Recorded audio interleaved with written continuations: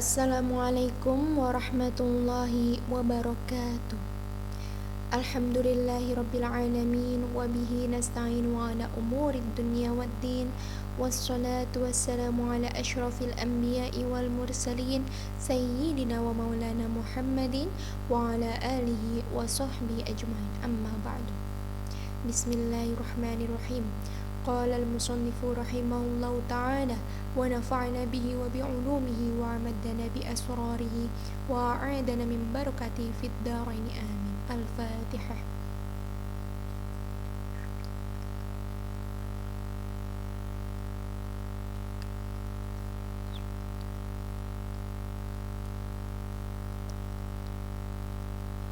Baik, pada hari ini kita akan melanjutkan ngaji kitab hadis Mukhtarul Ahadits An-Nabawiyah, dimulai dengan hadis yang ke-183 yang akan membahas tentang tampakkanlah pernikahan dan sembunyikanlah lamaran.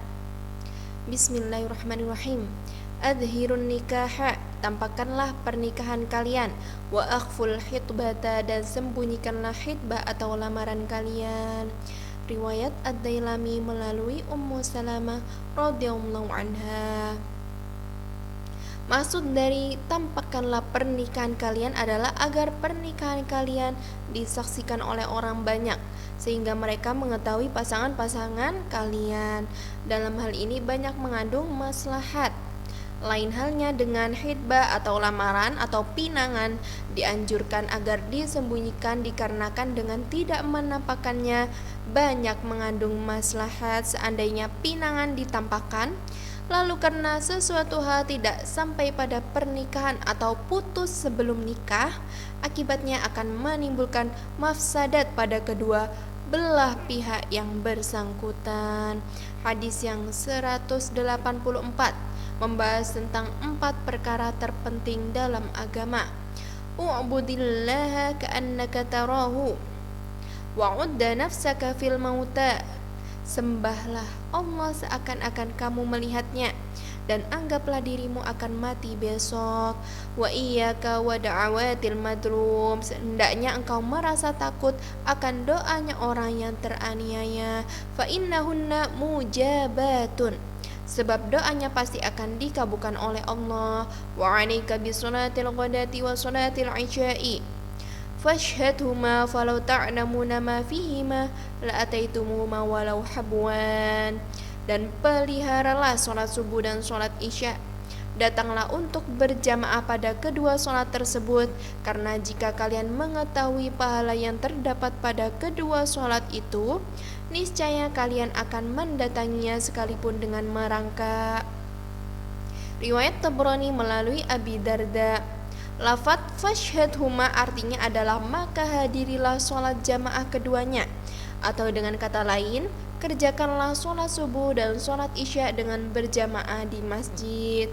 Sedangkan lafaz habwan berarti berjalan dengan memakai kedua tangan dan kedua lutut, yakni merangkak. Hadis ini mengandung perintah tentang 4 perkara terpenting dalam agama, yaitu yang pertama, sembahlah Allah seakan-akan engkau melihatnya, atau dengan kata lain, khusyuklah dalam menyembah Allah seakan-akan engkau melihatnya. Yang kedua, anggaplah dirimu akan mati besok, atau dengan kata lain, persiapkanlah dirimu untuk bekal di hari kemudian dengan mengerjakan amal-amal soleh seakan-akan kamu akan mati besok, sehingga dalam mengerjakannya kamu lebih mendahulukannya daripada hal-hal yang lainnya.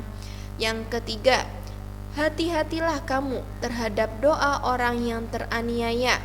Makna yang dimaksud di sini adalah janganlah kamu berbuat aniaya terhadap orang lain, karena doa orang yang teraniaya itu pasti akan dikabulkan oleh Allah.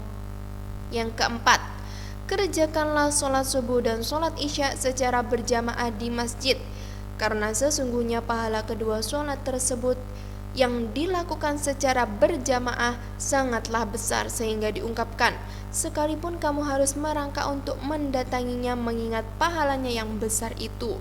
Dalam riwayat lain disebutkan, seandainya kamu harus melakukan undian untuk menghadirinya, niscaya kamu akan melakukan undian untuknya. Selanjutnya hadis yang ke-185 mengenai bersikap ihsan dalam beribadah. U'budillaha ka'annaka tarahu fa in lam takun tarahu fa innahu yaraka wahsub nafsaka ma'al mauta wattaqi da'watal madlumi fa innaha mustajabatun. Rawahu Abu Nuaim an Zaid bin Arqam radhiyallahu anhu. Artinya, sembahlah Allah seakan-akan engkau melihatnya. Apabila engkau tidak melihatnya, sesungguhnya Dia melihat engkau. Persiapkanlah dirimu untuk menghadapi mati dan takutilah doanya orang yang teraniaya, sebab doanya pasti akan dikabulkan. Riwayat Abu Nuaim melalui Zaid bin Arqam radhiyallahu anhu. Makna hadis ini sama dengan hadis yang sebelumnya, hanya saja di dalam hadis ini tidak disebutkan perintah untuk mendatangi sholat subuh dan sholat isya untuk berjamaah di masjid. Selanjutnya hadis yang ke-186 membahas tentang jalan menuju surga. U'budur rahman wa at'imut ta'am wa afshus salama tadkhulul jannata bisalamin.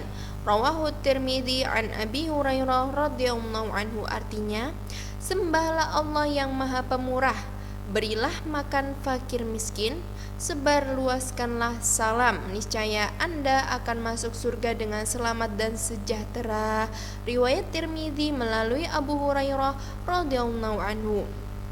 Barang siapa yang menyembah Allah yang Maha Pemurah, memberi makan fakir miskin dan menyebarkan salam, niscaya ia masuk surga dengan selamat. Apabila hadis ini digabungkan dengan hadis yang terdahulu, yaitu yang mengatakan, berbicaralah dengan baik, sebarkanlah salam, bersilaturahmilah dan sholat sunnahlah di malam hari ketika orang-orang pada sedang tidur, niscaya engkau akan masuk surga dengan selamat. Maka dapat disimpulkan bahwa amalan untuk masuk surga dengan selamat adalah mengamalkan hal-hal yang tersebut dalam kedua hadis itu.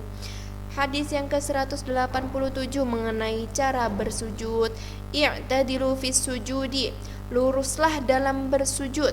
Wala yabsut ahadukum dhira'ihin bisatul kalbi, dan janganlah salah seorang dari kamu membentangkan kedua hastanya seperti anjing membentangkan kaki mukanya. Rawahul Bukhari, riwayat Bukhari. Jadi luruskanlah tangan kalian searah dengan tubuh sewaktu kalian sedang sujud, dan janganlah kalian merentangkan kedua tangan seperti anjing merentangkan kedua kaki depannya. Hadis ini menerangkan tentang cara bersujud yang benar dan yang keliru. Selanjutnya hadis yang ke-188 membahas tentang musuh yang paling berbahaya. A'da aduwika zawjatuk allati tudaji'uka wa ma malakat yaminuk. Rawahu Dailami an Abi Malik Al-Asy'ari radhiyallahu anhu. Artinya, sebuah-buah musuhmu adalah istrimu yang berbaring di sebelahmu dan budak yang engkau miliki. Riwayat Dailami melalui Abu Malik Al-Asy'ari radhiyallahu anhu. Musuhmu yang paling berbahaya adalah istrimu yang menjadi teman tidurmu dan hamba sahaya yang engkau kawini. Atau dengan kata lain, apabila istri dan hamba sahaya yang kamu kawini menjadi musuhmu, maka mereka adalah musuh yang paling berbahaya karena mereka hidup bersama denganmu dan mengetahui semua kelemahan serta kekurangan yang ada pada dirimu. Dengan demikian, mereka sangatlah mudah untuk menghancurkanmu, sedangkan kamu tidak menduga mereka menjadi musuhmu. Untuk menghindari hal tersebut, maka kita harus berhati-hati dalam memilih istri. Pilihlah seperti yang dianjurkan oleh Nabi Sallallahu Alaihi Wasallam di dalam hadisnya. Pilihlah wanita yang beragama, niscaya engkau beruntung. Dalam hadis disebutkan bahwa duniawi ini semuanya merupakan kesenangan yang memperdayakan, dan kesenangan duniawi yang paling baik adalah mempunyai istri yang soleh. Selanjutnya hadis yang ke-189 membahas tentang ibadah mata. A'tu a'yunakum hadzaha minal ibadah. Berilah matamu bagian dari perbuatan ibadah, yaitu an-nadharu fil mushafi, melihat mushaf Al-Quran atau membaca Al-Quran, wa tafakkura fihi, dan memahami isinya, wal i'tibaru 'inda ajaibi, dan serta mengambil pelajaran dari keajaiban-keajaiban di dalam susunannya. Rawahul Hakim an Abi Sa'id.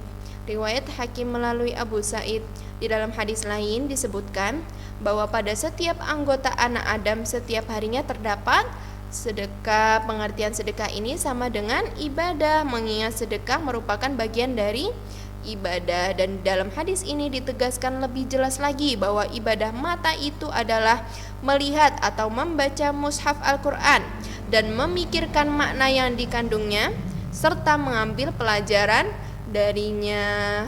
Selanjutnya hadis yang ke-190 membahas tentang keistimewaan Nabi Muhammad SAW daripada nabi yang lainnya. U'titu khamsan lam yu'tahunna ahadun minal anbiya'i qabli. Nusirtu birru'bi masirata syahrin wa u'titu mafatihal ardi wa ju'inat liyal ardu masjidan wa tahuran wa ju'inat ummati khairal umam wa u'titu syafa'ah wa kana nabiyyu yub'atu ila qaumi khassatan wa bu'ithu ila nasi 'ammatan. Rawahul Bukhari wa Muslim. Artinya, aku telah diberi 5 perkara yang belum pernah diberikan kepada seorang nabi pun sebelumku, yaitu aku diberi pertolongan dengan rasa takut pada hati musuh dalam jarak perjalanan sebulan. Aku telah diberi kunci-kunci perbendaharaan bumi. Bumi dijadikan untukku sebagai masjid dan alat untuk menyucikan. Umatku dijadikan sebagai umat yang paling baik. Aku telah diberikan syafaat. Para nabi diutus untuk kaumnya secara khusus, sedangkan aku diutus untuk segenap manusia. Riwayat Bukhari dan Muslim. Lafaz ar-rubu di dalam hadis ini maknanya adalah rasa gentar dan takut terhadap Nabi sallallahu alaihi wasallam. Apabila musuh hendak menyerang Nabi sallallahu alaihi wasallam, maka Allah menimpakan kepada mereka rasa gentar dan takut terhadapnya sebelum mereka sampai kepadanya dalam jarak perjalanan sebulan. Hal ini merupakan salah satu mukjizat yang dimiliki oleh Nabi sallallahu alaihi wasallam. Adapun kunci-kunci perbendaharaan bumi hanya diberikan kepada Nabi sallallahu alaihi wasallam. Sebelum itu tiada seorang nabi pun yang diberikan hal serupa. Dan memang hal ini menjadi kenyataan, karena kekayaan yang terkandung di dalam bumi baru dapat dikeluarkan oleh umatnya. Bumi dijadikan bagiku sebagai masjid, atau dengan kata lain, dimanapun umatnya mengerjakan sholat diperbolehkan, karena semua bumi merupakan masjid baginya. Masjid artinya tempat untuk bersujud menyembah Allah Subhanahu wa taala. Hal tersebut tidak diperkenankan kepada umat-umat yang lain sebelum umat Nabi sallallahu alaihi wasallam, misalnya umat Yahudi. Apabila hendak mengerjakan misalnya tidak diperkenankan di sembarang tempat, melainkan di sinagog-sinagog mereka, dan umat Nasrani hanya diperkenankan mengerjakan misalnya di gereja-gereja. Mengingat Nabi Muhammad SAW adalah Nabi yang paling baik dan yang paling utama, maka umatnya pun merupakan umat yang paling baik. Sehubungan dengan hal ini, Allah Subhanahu wa taala telah berfirman, kuntum khaira ummatin ukhrijat linnasi ta'muruna bil ma'ruf wa tanhauna 'anil munkar wa tu'minuna billah. Artinya, kalian adalah umat yang terbaik yang dilahirkan untuk manusia, menyuruh kepada yang ma'ruf dan mencegah dari yang mungkar, dan beriman kepada Allah Subhanahu wa taala. Quran surat Ali Imran ayat 110. Aku diberi izin untuk memberikan syafaat. Yang dimaksud adalah syafaatul kubra. Dalam hadis yang menceritakan tentang syafaat disebutkan bahwa semua nabi dan rasul pada hari kiamat tidak ada yang berani menghadap kepada Allah Subhanahu wa taala untuk meminta syafaat. Hanya Nabi Muhammad SAW sendirilah yang diberikan izin untuk pertama kali memberi syafaat. Setelah itu barulah mereka dapat memberikan syafaatnya. Para nabi terdahulu diutus hanya untuk kaumnya masing-masing, sedangkan Nabi Muhammad SAW diutus untuk seluruh umat manusia. Baik, kita cukupkan ngaji kitab Mukhtarul Ahadits An-Nabawiyah pada hari ini. Semoga dapat memberikan manfaat. Wabillahi taufiq wal hidayah. Arju minkum ma'assalamah. Sebelum saya tutup dengan salam, marilah kita bersama-sama membaca doa kafaratul majlis terlebih dahulu. Bismillahirrahmanirrahim. Subhanakallahumma wa bihamdika asyhadu an la ilaha illa anta astaghfiruka wa atubu ilaik. Wassalamu alaikum warahmatullahi wabarakatuh.